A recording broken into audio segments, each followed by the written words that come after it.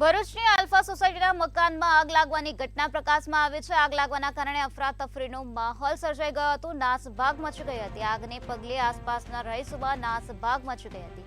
એકલવાયુ જીવન જીવતા વૃદ્ધનો આબાદ બચાવ થયો છે। રમેશ ચંદ્ર શાહ નામના વ્યક્તિનો આ ઘટનામાં આબાદ બચાવ થયો છે। ભીષણ આગમાં ઘર વખરી બળીને ખાખ થઈ ગઈ છે। ફાયર વિભાગને આ બનાવ અંગે જાણ કરાતા ફાયર વિભાગની ટીમ ઘટના સ્થળે પહોંચી હતી અને ફાયર વિભાગની ટીમ દ્વારા પાણીનો મારો ચલાવીને આગ પર કાબુ મેળવવા માટે પ્રયત્નો હાથ ધરવામાં આવ્યા હતા। ફાયર વિભાગની ટીમ દ્વારા હાલ આગ પર કાબુ મેળવી લેવામાં આવ્યો છે।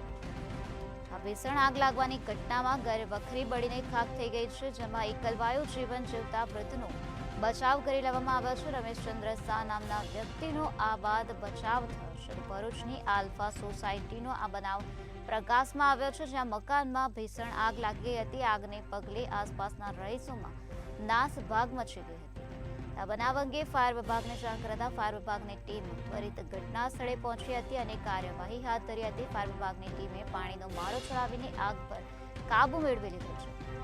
એકલવાયુ જીવન જીવતા વૃદ્ધનો બચાવ થઈ ગયો છે। રમેશચંદ્ર શાહ નામના વ્યક્તિનો આબાદ બચાવ થયો છે। ભીષણ આગમાં ઘર વખરી બળીને ખાખ થઈ ગઈ છે।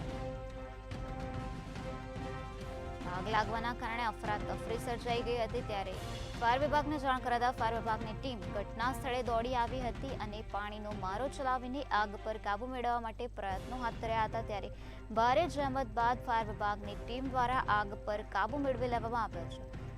એકલવાયુ જીવન જીવતા વૃદ્ધનો આગ લાગવાની ઘટનામાં બચાવ થયો છે। રમેશચંદ્ર શાહ નામના વ્યક્તિનો આબાદ બચાવ થયો છે। આ ભીષણ આગ લાગવાની ઘટનામાં ઘર વખરી બળીને ખાખ થઈ